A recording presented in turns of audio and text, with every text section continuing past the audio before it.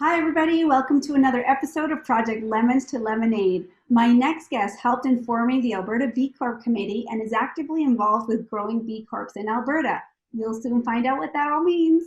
She successfully expanded a Canadian company into the US market, and she loves to cook, entertain, and pair fine wines. Please welcome Christine Harle from SureCall. Hi, Christine. Hi, Welcome. everybody. Hi, Stephanie. Thanks for having Hi. me today. So tell me, what's your favorite wine this week? What are you drinking this week? Oh, I'm really into the Shirazes this week. And, now that it's getting warmer, rosé. I Oh, love very rosés. nice. There's some beautiful I love rosés that out there right choice. now. And it just looks so good in the little glass too. Yeah, so there's the winter wine and then there's the spring and summer wine. Awesome. And tell me a little bit more. I always hear about B Corps. I think it's fascinating. I Googled, the B Corp website to find out more. And you tell us in your words, you guys are a 36-year-old company and you B Corp maybe like 3 years ago, did you say? Or It was about a year ago. oh, Yeah, a year 1 year ago. ago. Okay. Yeah. So B Corps are really involved around a lot of aspects regarding social and environmental sustainability and responsibility. And so SureCall had really put a lot of these pieces into place within our company, even before the B Corp. But our CEO decided the B Corp was a fantastic model for us to follow, and she had a vision and a dream of really looking at that B Corp as something for our culture that was going to bring us to the next level when it comes to the sustainability factors. And so we went through 8-month B Corp assessment in order to become a certified B Corp. And that involved everything from looking at our carbon footprint to our practices in hiring to our wages, that we pay our employees, to sustainability and how we operated our company. And since some of the pieces of the B Corp that we scored highly on were we've gone paperless within our organization, so we don't encourage or print anything any longer. And so we really have focused on the paperless piece of it. We're in a LEEDs building.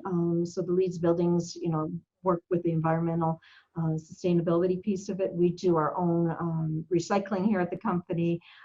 We have health and fitness availability for our employees as well. And so that's part of the whole, really the model of the B Corp is to provide that, I guess, conscious environmental and sustainable model, and kind of walk the walk on that. Mm-hmm.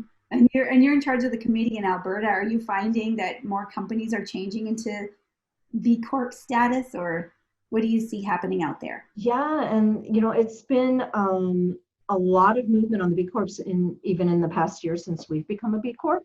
And so there's a lot more interest, and that's part of what the role of our committee is to really I guess, garner that interest within the community and educate the community on what B Corps are and what they do and why it's important to be a B Corp. And so there's been some really, it's an international group. So there are B Corps all over the world.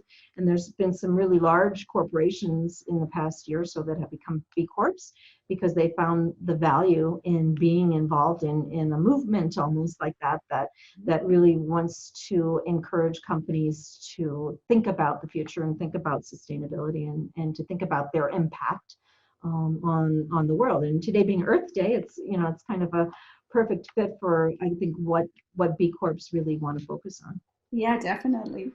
The other question that I found really intriguing was that you have, conquered, you've gone into the US market and you've figured out how to do business there. And you were mentioning that 30% of your business comes from the US market, which is awesome. It's huge. And it's kind of like the Canadian dream or the Calgarian dream, at least, or my dream, let's just speak for myself, to really get into that market. So can you tell me a little bit more about how you started going there? Exactly. Yeah. And that's one of the most common things you hear out in the industry, right? Or in the community is, oh, we want to go global and we want to, go into the US market. Everybody you talk to has that, I think, desire to go into the US market because it is such a huge market.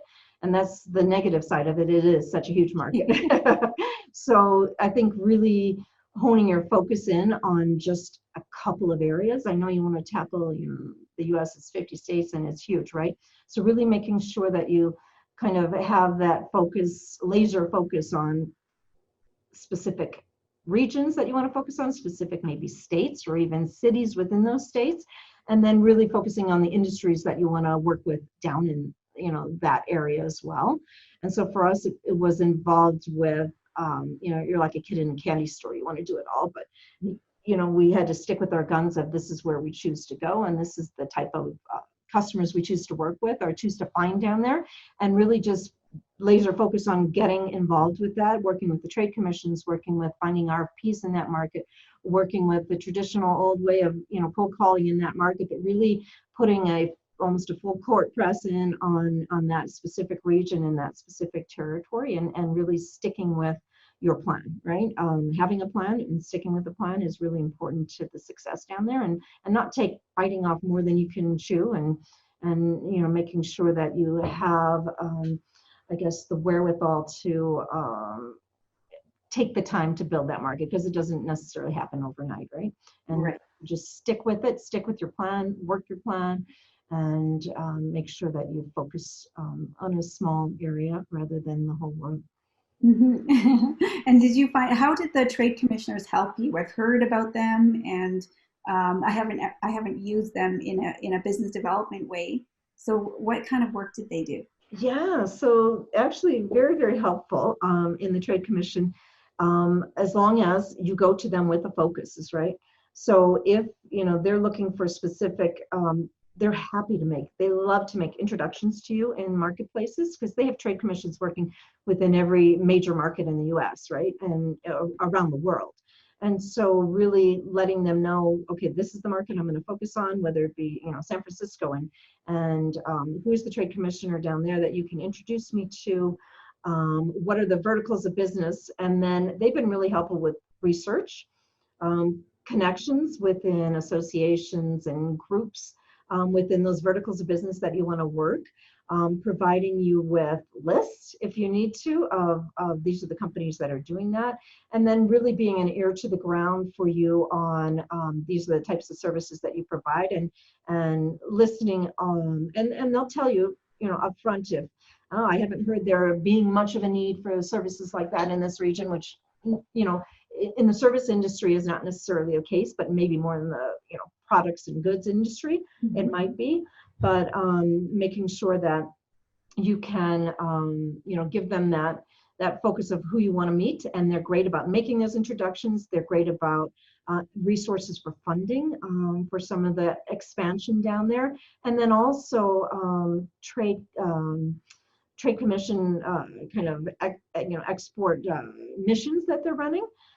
That are specific to your area. We've applied for a couple of the missions, the trade missions, and are hoping to do one. It was postponed because of all the COVID, no travel. But those are great for really making those one-on-one connections. And they'll tell you trade shows down there that maybe would be specific to your industry that you could attend. So they've been really, really helpful. So I would definitely recommend using them as a first point of entry for any market you want to go to. Mm-hmm. And there is some funding. So there's the Canada Export Grant. You can get some funding for trade missions. There's also funding to do trade shows. So there's a bunch of different options. And I think our local trade commissioner can support with that. And local trade commissioner can do that for you. And I know they've just increased almost twofold this month, actually, funding for some of those programs because of they've taken the travel piece out of it.